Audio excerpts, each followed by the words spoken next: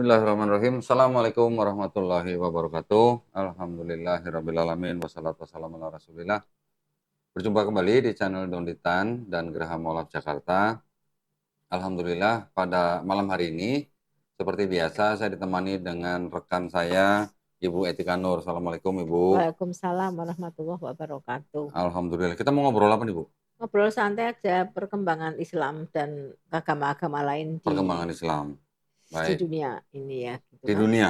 Ya di seluruh Oh, dunia berarti lah. termasuk di Indonesia ya Bu ya? Iya, di Indonesia. Oke, Cibubur baik. juga. Hah? Cibubur termasuk Cibubur. Cibubur. Baik. Ya, insya Allah nanti kita akan bincang-bincang santai. Sebelumnya kita saksikan dulu yang mau lewat ini ya.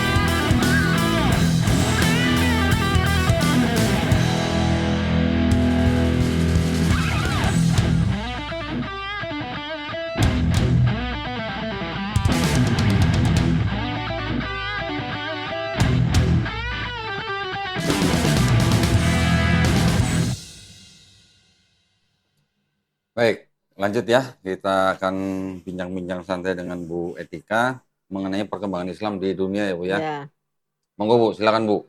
dibanding Mulai dari agama-agama mana lain dulu ya. nih Bu? Mulai dari mana dulu ya? Nah, Dari ini, tabel Pew Research atau langsung? terserah Ibu mau langsung bahas Pew Research Kalau atau atau Ibu ada materi lain yang lain? yang saya lihat ya, maksudnya begini, kebetulan saya kan kemarin beberapa bulan lalu kan dari Australia. Oh ya. 1 bulan saya di sana, saya mengamati perkembangan agama, terutama yang di sana kan yang kelihatan Islam ya, Kristen. Ya kan, kalau sinagog ada juga ya di sana.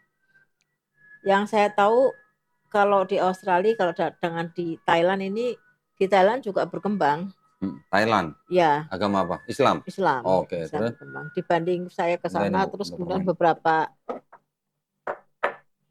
puluh tahun kemudian saya ke sana, sudah banyak masjid kalau sekarang. Nah, kalau di Australia ini kan kita melihat perkembangan Islam di Australia ya. Saya waktu ke sana kan September masih musim semi. Jadi panasnya masih panas tapi dingin, ada matahari tapi dingin. Kalau di sana, di sini kan the heat is not general, Pak. Ya kan? Tahu maksudnya the heat is not general, kayak orang Jawa aja ngomongnya. Panasnya orang umum gitu. Panasnya orang umum. Ini orang Solo sama orang Semarang nih yang ngomong gitu tuh. The heat is not general katanya. Ini guru bahasa Inggris tuh padahal nih. Panasnya orang umum, kalau di sini maksudnya di sana panas tapi dingin. Kecuali kalau musim panas. Kalau Indonesia, the heat is not general. My body is not delicious, Bu. Terus? Jadi kalau Islam sudah, karena sana multi ini ya, multi race, banyak dari berbagai bangsa. Jadi Islam berkembang cukup pesat. Jadi kalau masjid di sana, masjid sholat masjid di Australia ini sama dengan juga di tempat lain, mungkin di negara barat, itu selalu 2 sesi. Apanya? Jumatannya. Oh gitu, karena nggak cukup? Nggak cukup. Di kota apa tuh Bu? Saya ke Brisbane dan Sydney. Tapi kalau di sana masjidnya itu seperti masjid-masjid yang Indonesia, satu bangunan sendiri atau sewa mungkin kayak di ruko apa toko? Bangunan sendiri. Oh, bangunan sendiri ya? Kalau masjid selalu bangunan sendiri dan selalu ada wakaf. Kan selalu ada orang yang mendonasikan wakaf ya. Seperti masjid di Tempe Street itu yang di Sydney itu gereja yang dibeli. Oh, jadi masjid yang di Sydney itu bekas gereja dibeli sama umat Islam. Iya, sama Islam. Jadi besar Bu itu. Besar itu fotonya, ada videonya, ada juga nanti kalau bisa di search di YouTube ya. Saya dan di sana sekolah-sekolah juga misalnya gini. Di sekolah keponakan saya itu Mansfield ya di Hmm. Brisbane itu juga ada Jumatan bersama. Oh Karena gitu. banyak siswa juga yang Muslim. Oh gitu. Memang mostly dari pendatangnya dari Asia ya. Kalau orang Australinya ada tapi memang tidak banyak kan rata-rata mereka ateis. Ya Oh kan? banyak ateis di Australia. Banyak ateis di Australia kan yang beragama kan tidak sebanyak kayak di Indonesia. Ya kan mereka based on jadi mereka kehidupannya itu mengikuti moral values dan aturan pemerintah. Jadi mereka gini, apapun misalnya gini, adik saya HP-nya ketinggalan, ya kan, ya akan kembali gitu loh. 90% barang yang ketinggalan akan kembali. Kalau di Indonesia kan agak susah kembali juga. Kembali kemana nggak tahu gitu. Nah, jadi di sana itu maksudnya gini, orang itu tidak percaya agama, tetapi mereka pakai moral values, nilai-nilai moral. Tapi mereka juga tetap tidak percaya ada Tuhan. Yang ateis memang tidak percaya ada Tuhan. Nah, yang beragama itu tidak sebanyak kayak di Indonesia. Ya, walaupun kita alhamdulillahnya di sana sudah Islam sudah cukup berkembang, di mana masjid-masjid sudah mulai bertumbuh, kemudian ada apa? Selalu 2 sesi ya. Nah, jadi kita cari di mana yang search the closest mosque itu ya. Kalau kita mau cari di berbagai kota, itu memang Islam dimanapun memang berkembang pesat ya. Masih ada diskriminasi terhadap Islam nggak Bu di Australia? Kalau Australia tidak.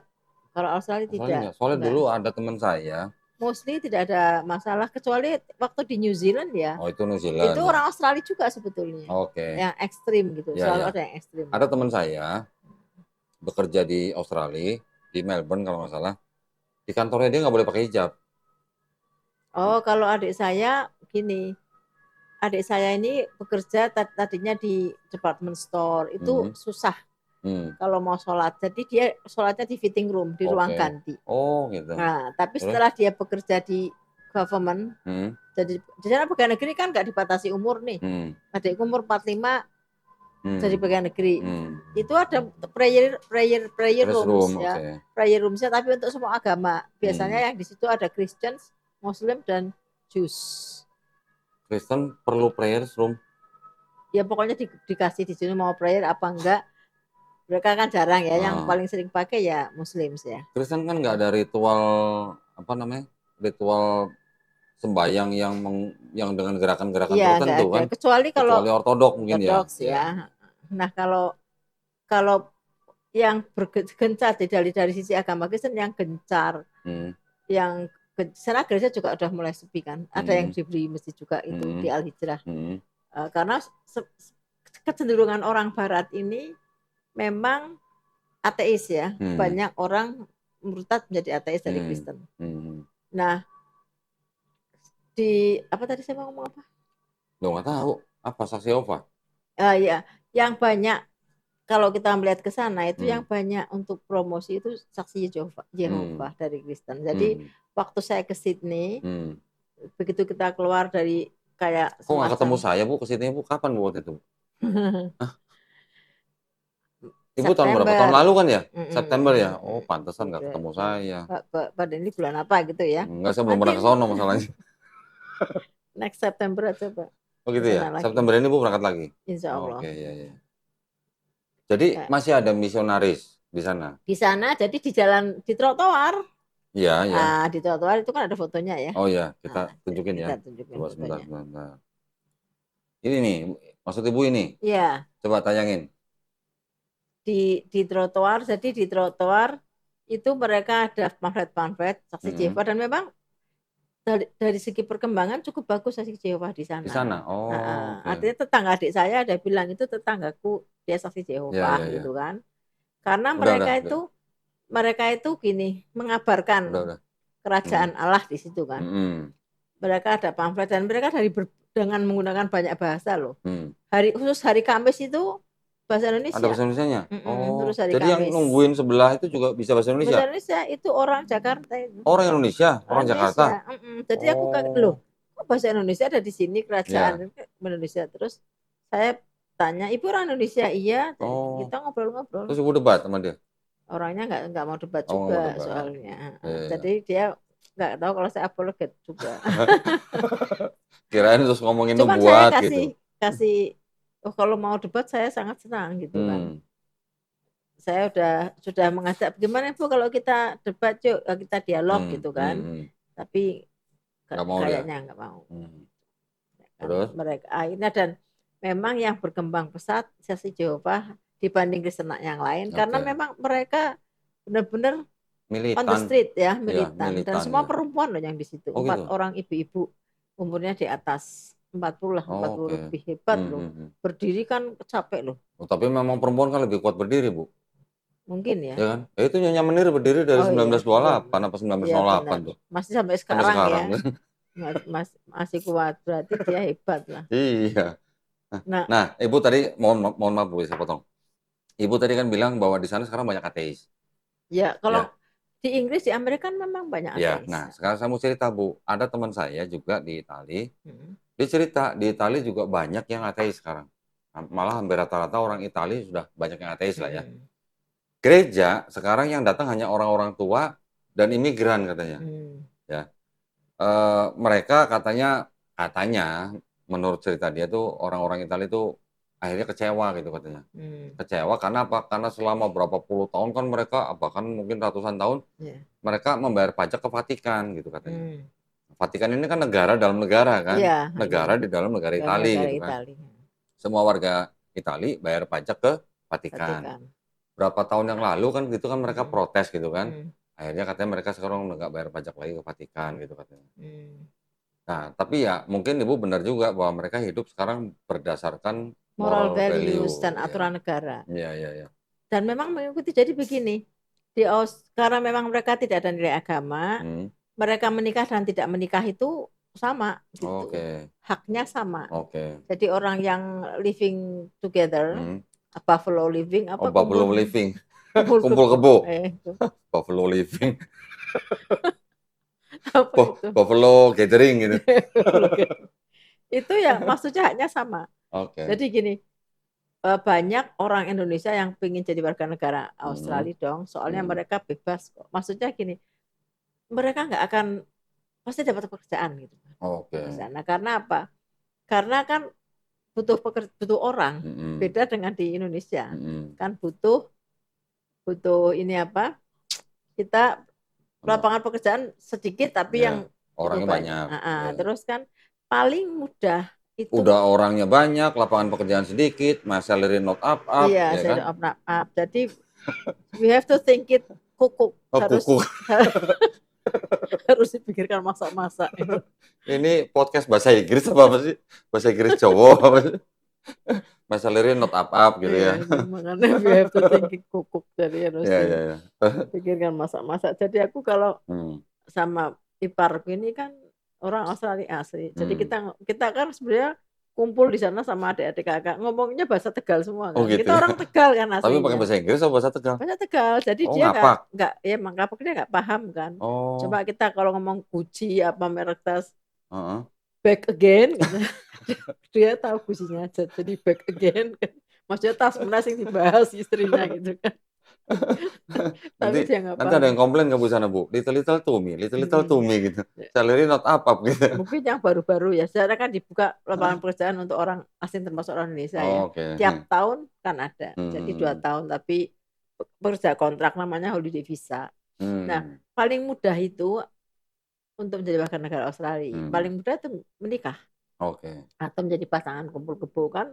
Saya tanya gini, loh pasangan kumpul kebo juga bisa menjadi warga negara Australia? Ya bisa, kata adikku kan. Kok bisa ya? Ya udahlah kalau seseorang pengen jadi bilang aja tahu ini kumpul kebonya si B kan gitu.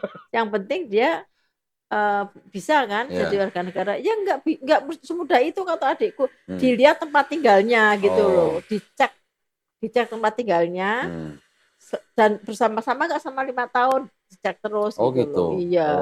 Kalau ternyata tempat tinggalnya kandang kebo ya nggak boleh gitu ya. Iya, maksudnya kok at the same place kan misalnya bisa ternyata sebegitunya. Jadi dicek tak pikir kan kalau di Indonesia kan bisa nih pura-pura ini partner saya istilahnya partner.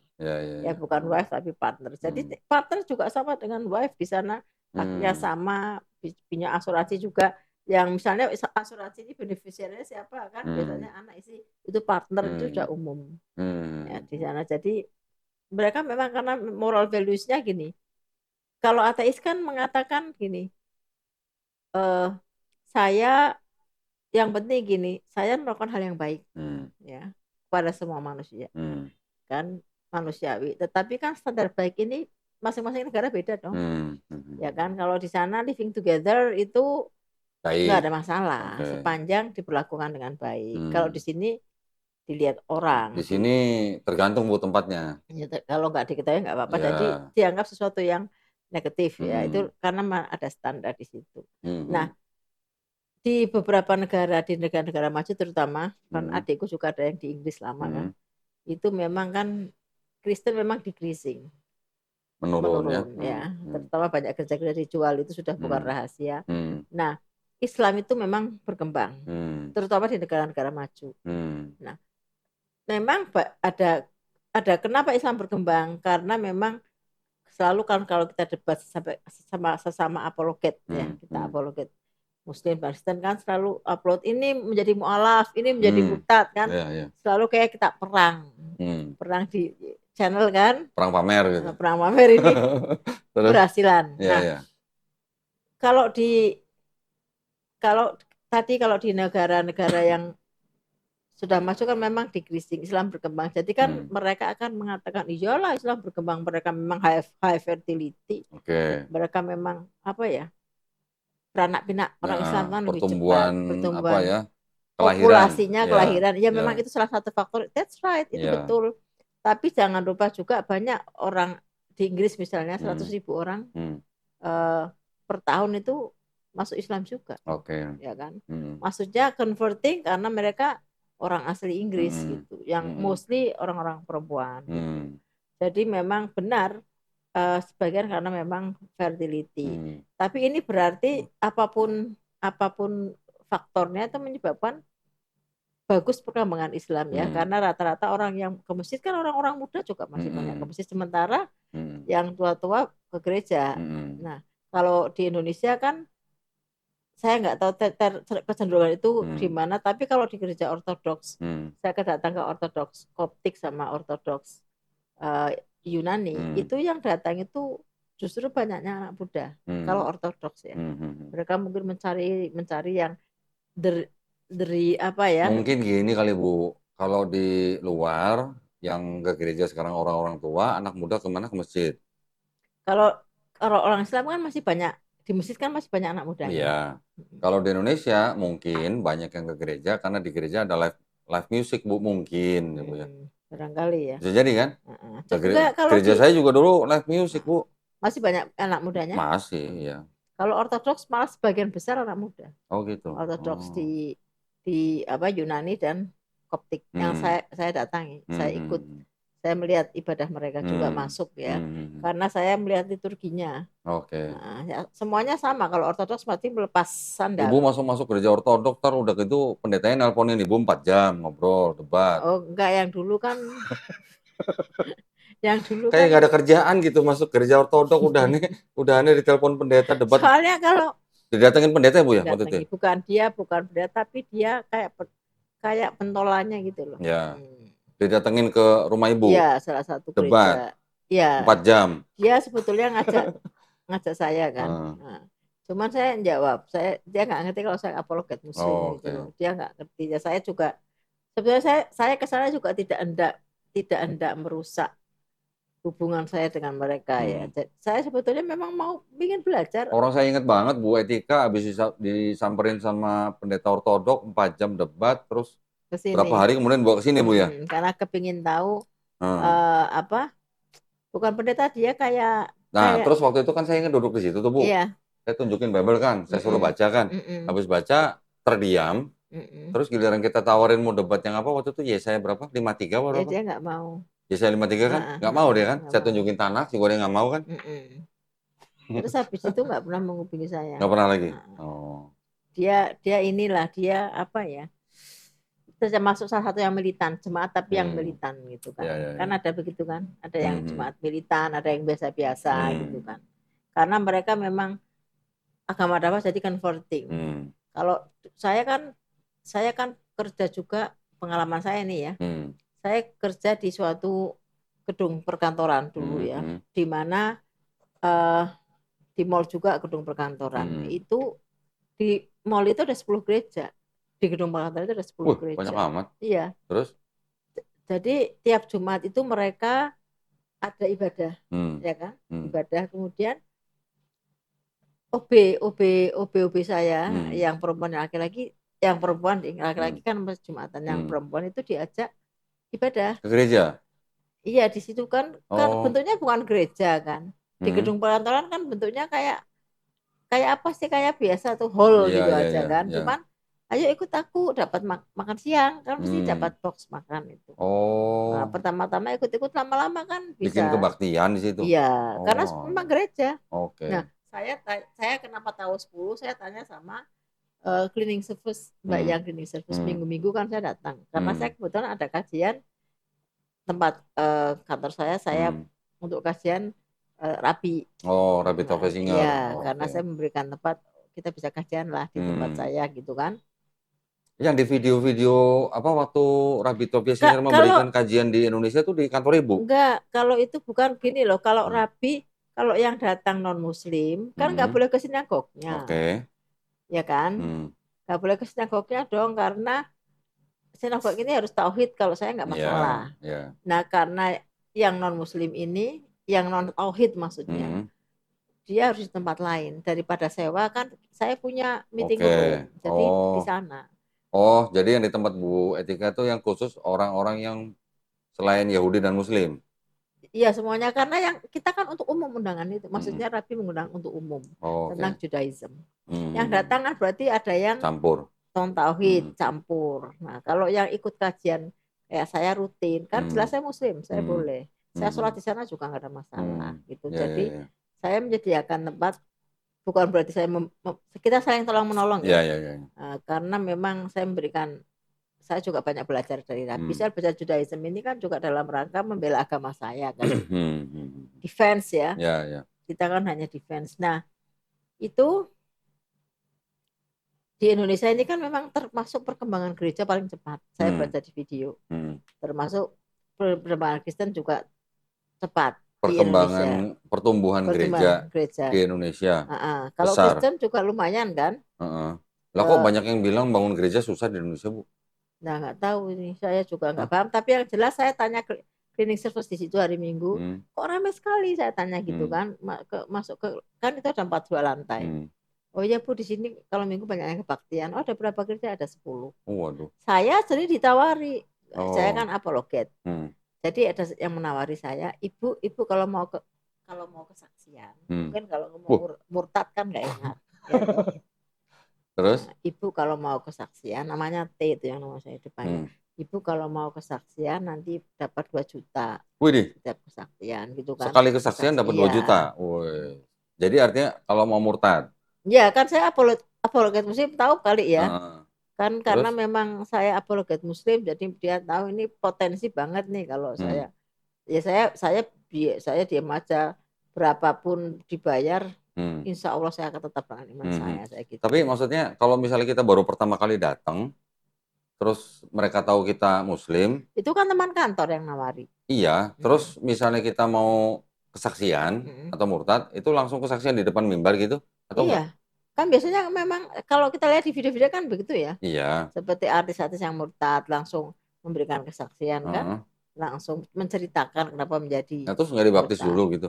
Oh ya, mestinya dibaptis dulu kali ya. Dibaptis dulu.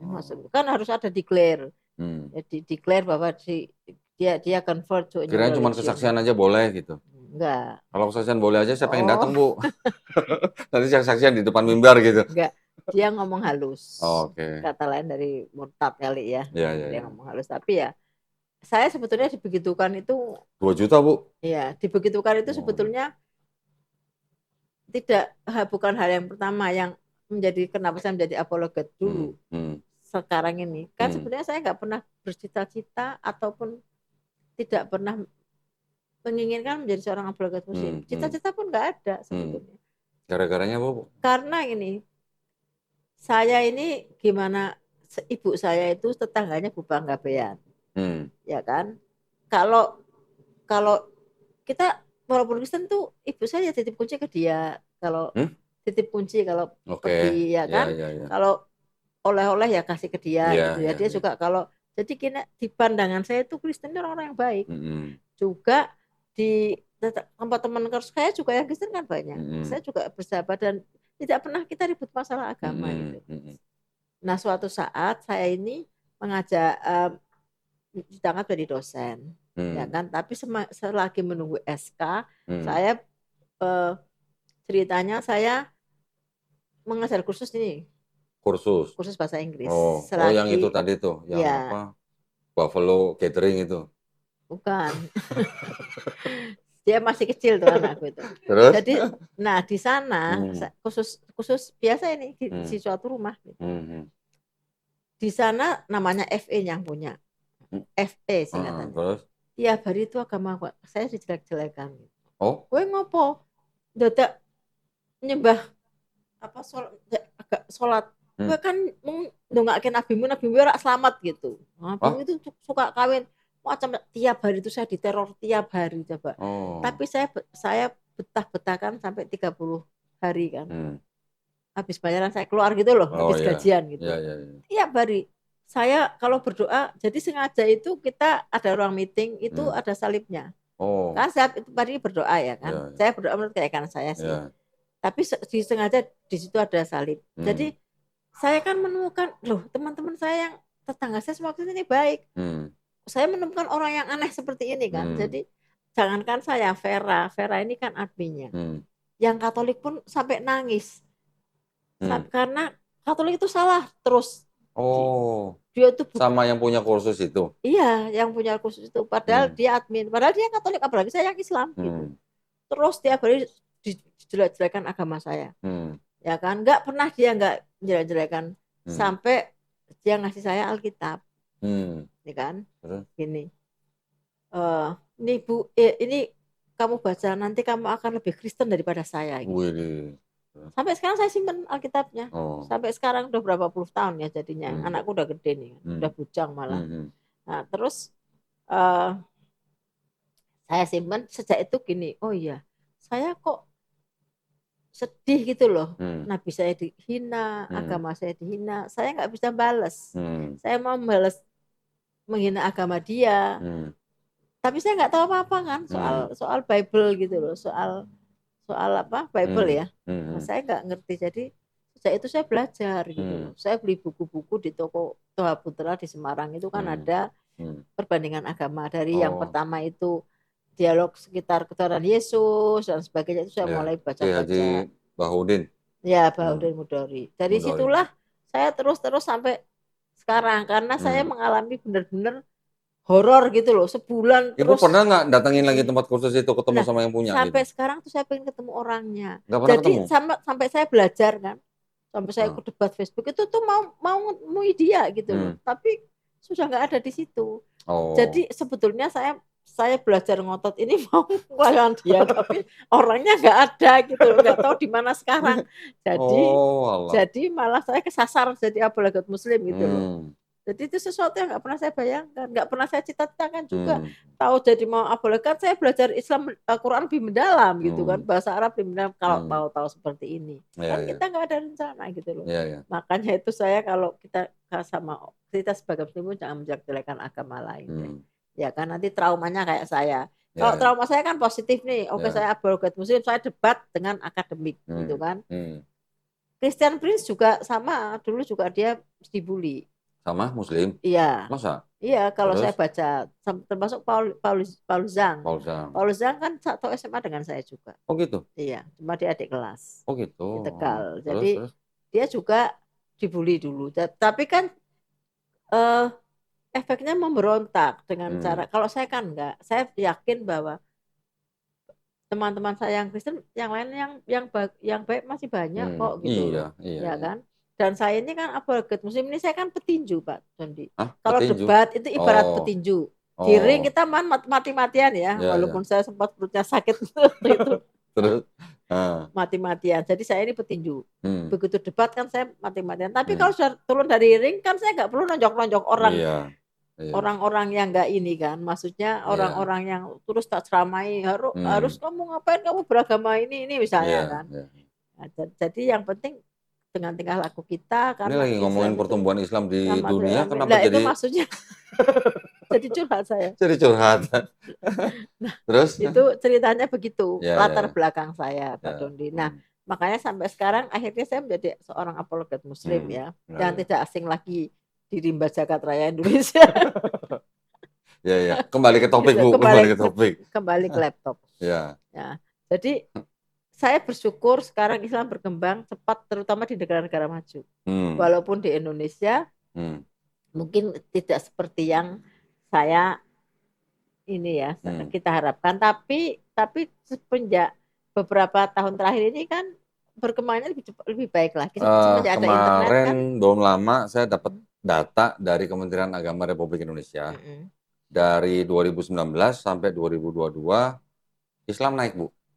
Dari 86,8% menjadi 87,3 atau 03 gitu. Saya lupa. Berarti naik 0, ya? Ya. Dan itu lumayan kalau dilihat daripada jumlah orangnya gitu ya. Karena jumlahnya paling banyak kan memang Islamnya. Ya, coba sebentar saya tampilkan Bu. Coba tampilkan siapa? Kak. Udah.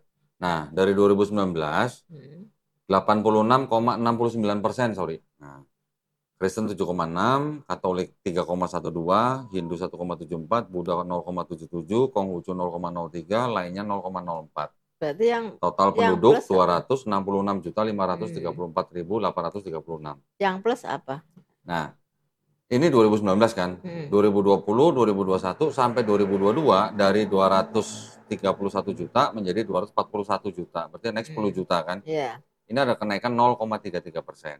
Protestan dari 20,2 juta menjadi 20,6 juta. Kelihatannya naik jumlah orangnya, tapi ternyata persentasenya turun dari 7,6% menjadi 7,4%, turun minus 0,16%.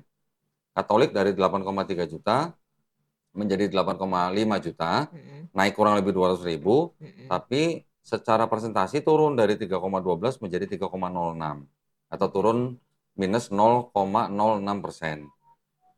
Yang lain juga turun, Hindu minus 0,05%, Buddha juga minus 0,05%, Konghucu tetap, kurang lebih tetap lah.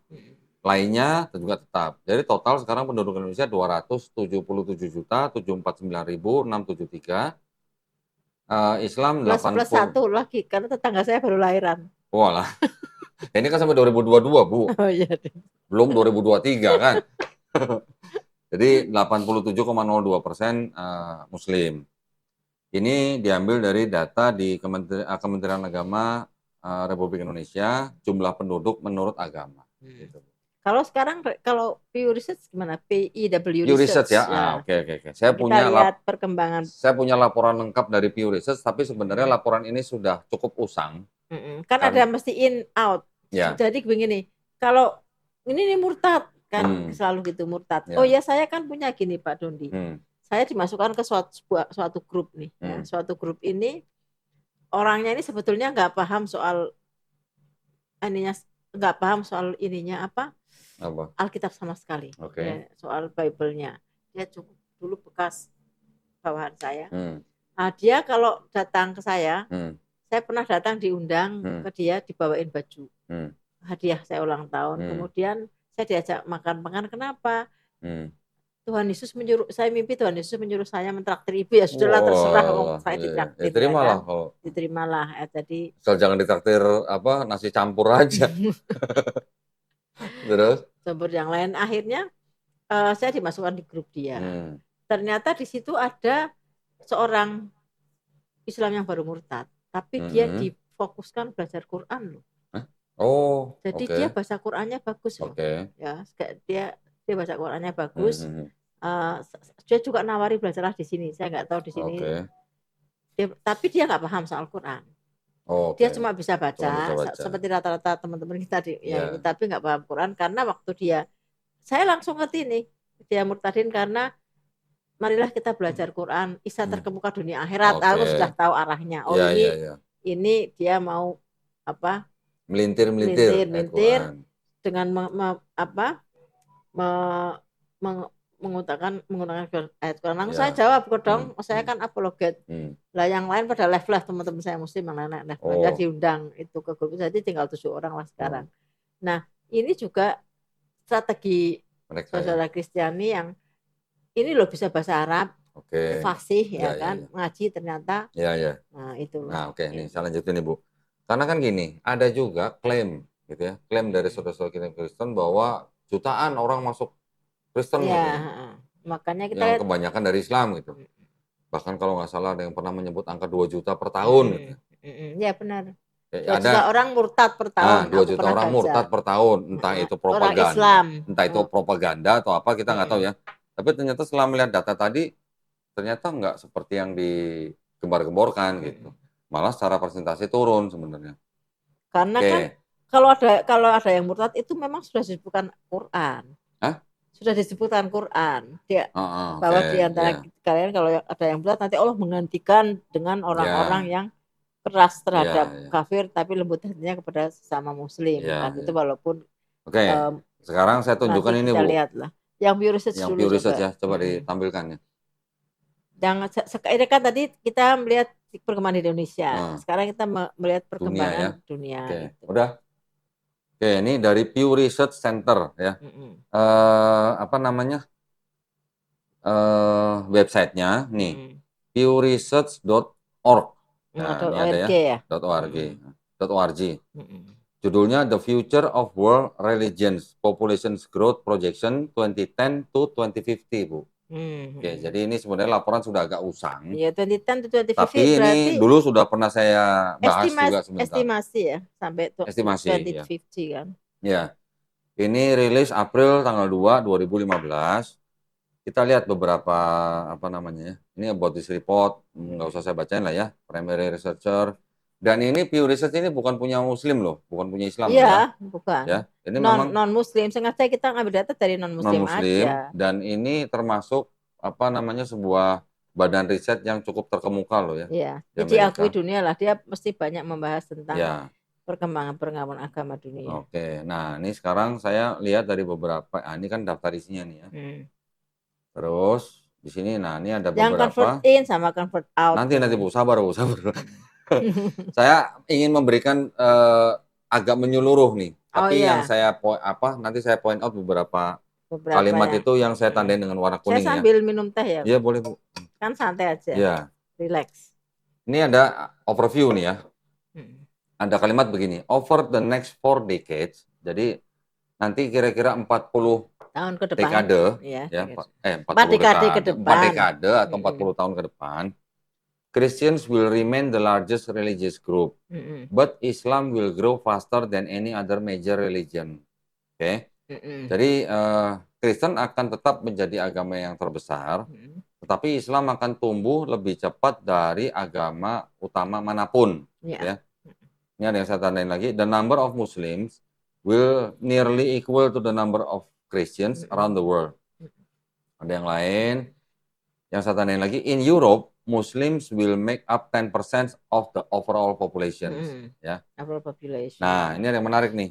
India will retain a Hindu majority, but also will have the largest Muslim population of any country in the world, surpassing Indonesia. Surpassing Indonesia. Jadi India akan tetap menjadi negara dengan mayoritas Hindu.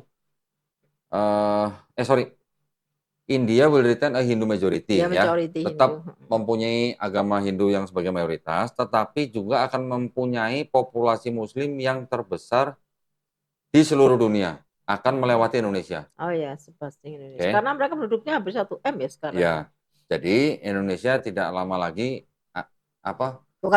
bukan negara dengan penduduk Muslim terbesar di dunia lagi. Tapi India. Nah, nanti kita lihat nih ada angka-angkanya nih.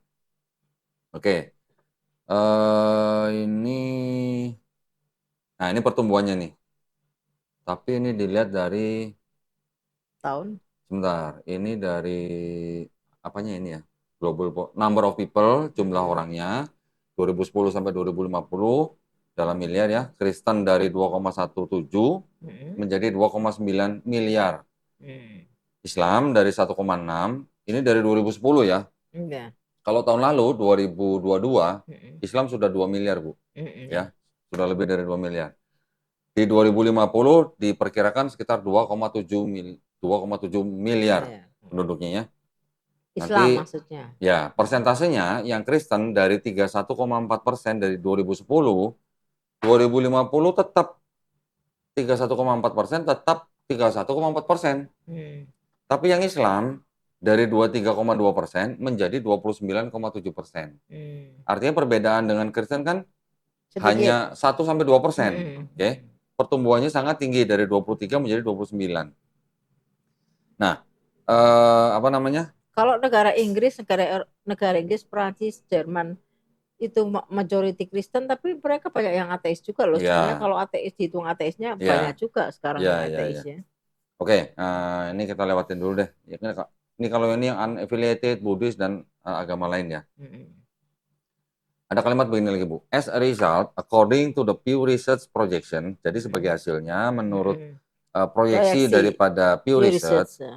by 2050 there will be near parity between Muslims 2.8 billion or 30% of the population and Christians 2.9 billion or 31%, possibly for the first time in history. Jadi Dalam artinya sejarah. Mm-mm. sebagai hasilnya menurut ini tadi kita lihat, oke. Menurut daripada proyeksi Pew Research di tahun 2050 akan ada kesamaan antara Islam dan Kristen. Kristen. Kristen 2,9 miliar, Muslim 2,8 miliar. Mm-mm. Muslim 30%, Kristen 31%, perbedaan berarti hanya 1%. 1%. Ya kan? Ini pertama kali di dalam sejarah. Tetapi gini, catatannya gini. Yang disebut dengan Kristen di sini adalah Kristen yang semua denominasi, Bu. Ya, Digabungkan ya. ya antara Katolik, Katolik, Ortodok, Ortodoks, Protestan, mm-mm. Anglikan, semuanya Mm-mm. digabung. Ya, Calvinis. Ya, Mm-mm. digabung ya. Tapi kalau dipecah satu-satu, dipretelin satu-satu, Islam udah jauh lebih Oh, tinggi iya. dari mereka. Kalau Sejak Katolik tahun sendiri, 2000, Bu. Saya mm, melihat dari laporan lain lah ya. kalau misalnya Katolik sendiri, Protestan sendiri ya, Ya, itu udah terlewati sama ya. Islam dari tahun 2000. Mm-mm. Jadi sebenarnya dari tahun 2000, Islam sudah menjadi agama terbesar di Ya, dunia. fastest growing dan biggest growing. Fastest growing and the biggest population. Gitu ya. Oke. Nah, ini ada proyeksi. Proyeksi dari tahun 2010 sampai tahun 2050 berdasarkan agama. Kristen dari 2,16 menjadi 2,9. Persentasenya tetap ada kenaikan sekitar 750 juta. Saya buletin lah. Islam dari 1,6 miliar atau 23,2% menjadi 2,76 miliar, naik menjadi 2,9,7%. Ada kenaikan sekitar 1,16 miliar. Ya. Oke, yang lain saya nggak usah bacain lah, biar cepet nih. Ini kan Ibu lagi nungguin nih yang keluar masuk nih. Ya, yang Jadi, convert in, convert out. Jadi gini, iya, wajar kalau ada yang murtad itu wajar. Ada yang oke. mu'alaf juga iya. Ya, Cuman nanti kita lihat nah yang ini in nih. dan out-nya gitu. Nah, ini ada projective cumulative change due to religious switching. Ya, switching perpindahan kan. Perpindahan, Switch. 2010 to 2050. Muslims diperkirakan yang masuk atau mu'alaf sekitar 12,6 juta, Bu. Oke. Yang keluar sekitar 9,4 juta. Berarti ada selisih kira-kira berapa? 3 jutaan ya. 3 juta 200-an lah ya. Yang Kristen, yang switching in masuk ke Kristen, convert 40,06 juta. Ya. Tetapi yang keluar 106,1 juta. Jauh lebih banyak. Berarti ada selisih sekitar 66 juta. Ya. Ini dari 2010 sampai 2050. Oke. Jadi, nah ini Ibu yang data yang Ibu minta, switching in, switching out, gitu ya. Jadi tetap banyak Islam tetap banyak in-nya. Ya, gitu. Islam tetap banyak yang in, Kristen jauh lebih banyak yang out. Gitu. Oke. Lanjut lagi, kita lihat lagi di proyeksi-proyeksi yang lain. Saya nanti teman-teman bisa buka pewresearch.org, cari topiknya World Religion, agama World dunia. Religion. Ya, oke. Nanti bisa dibaca sendiri lah. Oke, nah ini yang tadi sama ya. Although India will continue to have a Hindu majority, meskipun India tetap Jadi agama. mempunyai agama mayoritas Hindu, by 2050 it is projected to have the world's largest Muslim population surpassing Indonesia. Jadi di tahun 2050 diperkirakan akan mempunyai populasi Muslim yang terbesar di dunia melewati Indonesia. Nah, India melewati Indonesia. Agama apa? Negara mana lagi yang punya agama Islam terbesar di dunia yang mendekati India dan Indonesia? Pakistan, Bu. Pakistan kan memang 99%, 95%, 99% Muslim. 95,sekian% lah. Tapi Kita lihat. 100 juta lah penduduknya. Iya. Lebih, Bu. Lebih sekarang. Lebih, hampir 200 lebih. 200. Oke, nah ini ada yang saya tanda ini. Europe's Christian population is expected to shrink, menyusut shrink by around 100 million people in the coming decades, ya. Dengan kira-kira 100 juta orang di dekade-dekade yang akan datang, turun dari 553 juta menjadi 454 juta.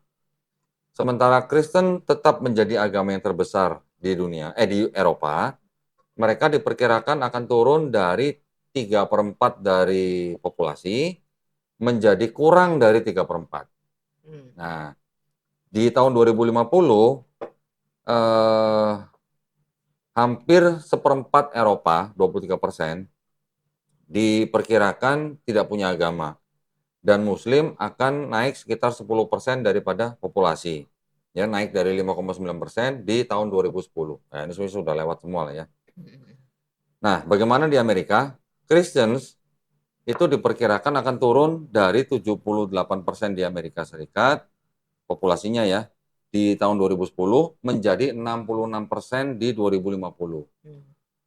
Sementara yang tidak terafiliasi diperkirakan naik dari 16% menjadi 26%. Dan di pertengahan abad ke-21, Amerika Serikat kelihatannya akan mempunyai lebih banyak Muslim, ya, 2,1% dari populasi, daripada orang-orang yang mengidentifikasi sebagai mempunyai keyakinan Yahudi. Ya. Yahudi 1,4%. Oke, kita lanjut lagi. Nah, ini negara-negara yang tidak lagi nanti mempunyai mayoritas agama Kristen. Ya. Di tahun 2050. Negara-negaranya adalah Australia, Inggris, Benin, Prancis, Republik Makedonia, New Zealand, Bosnia, Herzegovina, dan Belanda.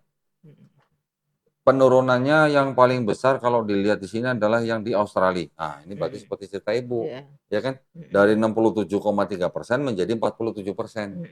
Turun kan jauh kan? Ya, 20% turunnya, 20,3%. Ini tampil ya nih ya. Kalau yang Inggris dari 64% menjadi 45%. Turunnya juga lumayan nih berarti. Inggris lumayan kok. Ya. Inggris termasuk cepat turunnya. Ya, yang lain juga. Di Prancis juga lumayan, Bu. Dari 63% menjadi apa nih? Oh, menjadi tapi ini ya. Menjadi yang tidak terafiliasi 44,1%. Nah, ini ada poin juga begini. Muslim di tahun 2050 diperkirakan akan naik lebih dari 50% populasi di 51 negara. Ya, berarti banyak banget nih 51 negara ini. Two more than in 2010. Jadi 2 kali di 2010. Sebagaimana dengan Republik Makedonia dan Nigeria yang diperkirakan akan mempunyai mayoritas Muslim lebih banyak. Oke, ya. Yang lain. Sebentar. Ini lumayan panjang ini, Bu. 245 halaman. Banyak banget. Saya sudah tanda-tandain aja yang saya perlu bacakan. Yang perlu aja, yang signifikan kan. Ini apa nih? Main factors driving population growth. Oh, ini dari pertumbuhan penduduk lah ya. Ada yang dari tingkat kesuburan atau tingkat kelahiran, tingkat kematian. Ya, itu kan fertility. Iya. Ada karena migration. Ini fertility ya. Migrasi perpindahan dari satu negara ke negara lain. Oke, ini sih terlalu panjang nih, panjang sekali nih. Nah, tapi Ibu tadi kan bilang bahwa di Indonesia mungkin memang tingkat kelahirannya kan memang lebih tinggi ya. Saya menemukan kalimat yang menarik nih Bu, nanti di sini Bu. Saya tunjukkan nih. Bentar ya. Gimana ya? Ini sih hanya distribusi agama lah di regional-regional. Ini juga berdasarkan jenis gender. Nanti ada yang menarik nih Bu, sebentar. Nah ini. Ini adalah demographic characteristic of Christians that will shape their future. Nah, ini ada kalimat menarik nih. Sebagai pengecualian adalah Indonesia. Ya. Negara dengan populasi muslim terbesar di dunia di 2010.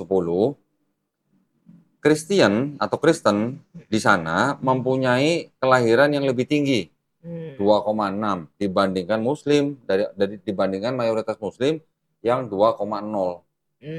Ya. Nah, jadi di Indonesia ternyata sebenarnya tingkat kelahiran orang Kristen lebih tinggi daripada tingkat kelahiran orang Islam.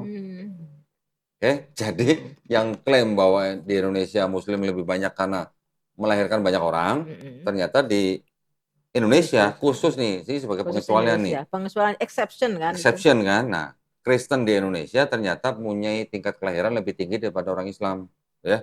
Kristen 2,6, Muslim 2,0. Nah, sebentar Bu. Ini ada lagi. Nah, ini yang tadi saya bilang. 10 negara dengan populasi Muslim terbesar ya di dunia. 2010 sampai 2050. Yang pertama Indonesia di 2010, Indonesia 29 juta. Sekarang sudah kurang lebih 277 juta ya Bu ya. India 176 juta. Pakistan 167 juta 2010. 2010 ya. Bangladesh 134 juta, Nigeria 77 juta dan seterusnya. Ada Mesir, Iran, Turki, Algeria, Maroko. India diperkirakan akan menjadi negara dengan penduduk Islam terbesar di dunia di tahun 2050 dengan jumlah 310,6 juta. Ya, Pakistan jadi nomor 2 Bu. Kita nomor 3 ya. Indonesia kalah lagi sama India dan Pakistan. Pakistan diperkirakan menjadi nomor 2 negara berpenduduk Islam terbesar di dunia dengan 273 juta,1. Indonesia sekarang diperkirakan 2050 akan mempunyai muslim sekitar 256,8 juta. Ya, jadi yang pertama India, Pakistan, Indonesia baru yang ketiga. Tapi ini kan perkiraan ya Bu ya? Ya, estimasi. Estimasi lah. Berdasarkan pertumbuhannya dari tahun ke tahun. Ya, lanjut Nigeria 230,7 juta, Bangladesh 182,3 juta. Ini perkiraan yang dibuat dari tahun 2010 sampai 2050. Nanti bisa aja berubah, gitu kan? Kan namanya estimasi kan. Ya, oke, itu datanya yang sudah saya kasih. Kayaknya sampai di situ deh yang saya tanda-tandain deh, karena ini banyak sekali. Supaya teman-teman kita, tahu ya, bahwa tetap ada yang mu'alaf dan murtad, tapi tetap perkembangan Islam tetap di seluruh dunia itu tetap yang the fastest growing religion. Ya. Nah, yang saya penasaran sebenarnya gini Bu. Berapa orang yang mu'alaf di Indonesia dalam setahun? Berapa orang yang murtad di Indonesia dalam setahun? Itu yang datanya memang mungkin tidak masuk ke Kementerian Agama. Tetapi bisa masuk ke data Kementerian Agama itu kalau mereka merubah keterangan agama di KTP. Gitu ya. Jadi makanya saya juga selalu menghimbau para mu'alaf yang baru masuk Islam untuk segera merubah data agama di KTP. Yang susah nih teman-teman yang Judaism. Nah, nggak diakuin ya? Nggak diakui, tapi sebagai bagian dari aliran Kristen. Iya. Jadi mereka bingung. Ya artinya belum diakui sebagai agama tersendiri. Iya. Gitu. Jadi mereka beberapa pindah ke Aussie, pindah ke Thailand, ya kan. Nah, di Indonesia kira-kira berapa ratus ribu Bu Judaism? Ribuan lah, nggak sampai ratus ribu ya. Kalau nggak salah saya pernah dengar sekitar 200.000 loh Bu. Masuk? Saya pernah dengar loh. Enggak lah. Masa sih? Karena kalau Ortodoks aja, yang Kristen kan besar itu Ortodoks saja. Ortodoks Indonesia sekitar 2.000, Ortodoks Suriah 1.000 gitu ya. Itu masih bentuk ribu-ribu, belum sampai Ortodoks. Kan Judaism kan nggak banyak juga. Itu siapa yang dulu pernah seluruh dunia kan paling 20 juta. Total 20 juta kurang lebih. Yang Judaism yang taat kan ada yang taat, ada yang enggak juga kayak orang Islam lah. Setiap agama ada yang KTP, ada yang practicing, ada yang non practicing kan. Observant lah. Jadi menurut saya sih nggak banyak sih, nggak sampai. Karena nggak tahu lah, nanti kita bisa cek lah ya. Banyak di Manado. Ya, tapi yang jelas mereka belum diakui secara resmi di Ya, jadi Indonesia. bingung. Jadi KTP mereka masih Kristen ya Bu ya? Iya, Kristen. Nah, Kalau menurut aku Islam kan nggak enak, nanti pelajaran agamanya ikut Islam. iya. Jadi bingung juga mereka. Nah, kalau dia Kristen juga bingung juga kan? Iya. Kristen sama mereka Against istilahnya juga. kan ini ya, Against juga. Yahudi Nah, kalau aliran menyebut Kristen kebatin, sebagai avodah zarah malah. iya, kalau kebatinan boleh, mungkin mereka masuk di kepercayaan, mungkin Oke. lebih mudah kan? Iya, iya, iya. Tidak ada harus ditanya kemana-mana Iya, beribadah iya. gitu loh. Mungkin ya. Iya. Baik Bu, ada lagi yang mau disampaikan? Saya kira cukup, ini kan sekedar informasi ini untuk menguatkan teman-teman kita yang seiman bahwa kalau toh ada yang murtad itu hal yang wajar. Karena Islam mengatakan pasti ada yang murtad. Iya. Satu-satunya agama di kitab suci yang menyebutkan ada yang murtad kan Quran. Di Bible juga ada Bu. Di Bible ada Di Bible ya. juga ada. Murtad tapi nanti Allah akan menggantikan lengkap kalau ini Quran kan. Iya, iya. Akan mengganti dengan orang-orang yang keras. Iya. Biasanya orang-orang yang menjadi mu'alaf kan sebagian kan kayak Pak Doni ini loh. Kencang berdakwah dibanding yang saya ya. Saya kan sebetulnya dari apa? Islam dari kecil, dari lahir kan. Nah, saya juga lahir Islam Bu. Ya. Kan saya dikafirkan sama orang tua saya. Nah, makanya waktu saya datang ke mu'alaf center sebenarnya kan saya pengurus. Kebanyakan para mu'alaf loh di sana. Ya. Malah saya disuruh ngisi formulir agama sebelumnya. Bingung agama sebelumnya apa ya? Oh iya, satu hal Bu, saya juga sebenarnya kan sedang berkoordinasi dengan Majelis Ulama Indonesia, khususnya di lembaga KDK, Komisi Dakwah Khusus. Saya tuh kepengen gini Bu, tadi yang pertanyaan 2 itu tadi, berapa jumlah mu'alaf di Indonesia dalam setahun? Ya. Ini data sebenarnya ada Bu, ada sebenarnya datanya, cuman masih terpencar-pencar. Ya. Terpencar-pencar di siapa? Di mu'alaf center yang ada di Indonesia. Nah, saya mengajukan usul kepada MUI di dalam hal ini KDK untuk membentuk sebuah asosiasi. Ya. Tujuannya asosiasi apa? Tujuannya asosiasi ini adalah asosiasi ini kan nanti akan mempunyai anggota mu'alaf center yang ada di Indonesia. Ya, setiap bulan mereka harus lapor ke asosiasi ini. Nanti asosiasi ini yang membuat semacam website, database daripada orang yang masuk Islam berdasarkan data dari setiap anggotanya. Itu saya kalau pengen, Januari ini saya pengen sekali ada asosiasi seperti itu gitu Bu. Yang di bawah koordinator Ayah Sofia yang saya ini 5 orang. Ya, oke. Yang itu 2 terakhir kemarin itu lucu karena banyak nonton internet. Oke, ya itu kan data per bulan mungkin ya, Bu ya. Per bulan. Yang saya perlukan kan data per tahun. Ya, per tahun. Nah, Ayah Sofia berapa, MCY berapa, MCI berapa, ya PMA Tauhid berapa. Belum nanti ada dompet duafa berapa, belum lagi nanti yang di masjid-masjid, mu'alaf center Sunda Kelapa, mu'alaf center Masjid Darussalam dan sebagainya. Mungkin banyak sebenarnya datanya ada, cuman masih tersebar gitu ya. Saya pengen terkumpul, terorganisasi, ada datanya gitu. Gitu Bu, ada lagi? Bisa mengawali Pak Doni. Memang kita mau inisiasi, ini sedang diupayakan supaya kita kumpulkan dulu nih teman-teman mu'alaf center, nanti kita langsung buat asosiasi. Bolehlah pertemuan kapan-kapan. Boleh, ya. Baik, ada lagi Bu? Ada saya kira cukup ya, mudah-mudahan informasi ini menambah cukup menambah kuat akidah semua teman-teman kita ya. Supaya tidak ragu-ragu, ada yang murtad, biasa aja. Nah gini, saya mau tambahin sedikit Bu. Jadi gini, setiap warga negara Republik Indonesia dijamin haknya oleh Undang-Undang Dasar 1945 pasal 29. Ya, setiap warga negara berhak memilih dan menjalankan agama dan keyakinannya masing-masing. Jadi kalau ada orang tua yang melarang anaknya yang sudah dewasa memilih agama lain daripada agama yang dianut orang tua itu malah sebenarnya melanggar Undang-Undang Dasar 1945. Gitu walaupun aja. Pasti kecewa itu wajar. Kecewa wajar. Ada Bu, kemarin ini cerita sedikit ya sebelum kita tutup ya. Seorang wanita dari Batam, terus kemudian wanita ini kerja di Pekanbaru, kemudian dia bersyahadat masuk Islam. Sama orang tuanya sampai dia disekap di Batam. Oh iya. Ya, nggak boleh kerja lagi di Pekanbaru. Terus ada dialog dan segala macam, akhirnya boleh kerja lagi sampai di Batam. Orang tuanya nyusul ke Batam. Sampai di Batam, ke Pekanbaru maksudnya. Orang tuanya nyusul ke Pekanbaru. Sampai di Pekanbaru orang tuanya bawa anak ini ke gereja. Gereja yang mana orang tua ini bukan jemaatnya gitulah. Hanya ingin meyakinkan bahwa si anak ini sudah masuk Islam, salah keyakinannya, minta tolong pendeta untuk dikembalikan ke Kristen. Dialognya cukup alot sampai malam, bahkan sampai tengah malam. anak ini akhirnya mau dibawa balik ke Batam. Tidak boleh kerja lagi di Pekanbaru. Pekanbaru. Orang tua bilangnya apa? Kamu dari kecil saya kasih makan, saya sekolahin. Sekarang ikut agama lain gitu istilahnya. Itu kan bukan alasan yang gimana gitu ya. Ya ngasih makan anak, membesarkan, menyekolahkan, udah kewajiban orang tua gitu.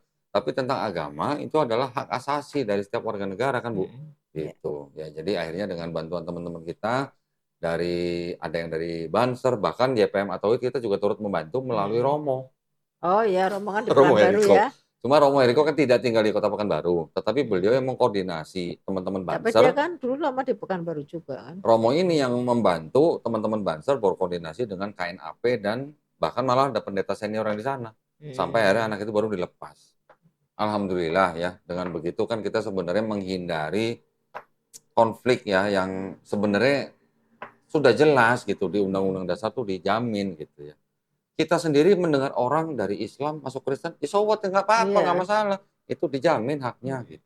Karena hidayah itu urusan Allah ya Iya. kan. Yang penting kita menjaga keluarga kita. Oke, gitu aja Bu. Cukup? Cukup. Saya tutup ya. Ya. Baik, para pemirsa, terima kasih atas perhatiannya. Tadi awal-awal ngobrol ngantuk sebenarnya. Iya, tapi jadi seru. Lama-lama jadi melek ya. Udah jam 10 lebih loh, biasanya udah tertidur lelap. Alhamdulillah, terima kasih sekali lagi perhatiannya para pemirsa. Mudah-mudahan bermanfaat dan juga bisa menebalkan iman kita sebagai muslim. Dan buat para pemirsa yang ingin membantu perjuangan dakwah kami, dipersilahkan mengirimkan ke BSI dengan nomor 111 8899 888 atas nama YPM atau Jakarta, dan bisa mengkonfirmasi ke nomor handphone 0813 9883 7007. Barakallahu fikum, semoga partisipasi para pemirsa diterima di sisi Allah Subhanahu wa taala sebagai amal jariah. Amin ya rabbal alamin. Akhir kata, wabillahi taufiq wal hidayah. Wassalamualaikum warahmatullahi wabarakatuh. Sama-sama.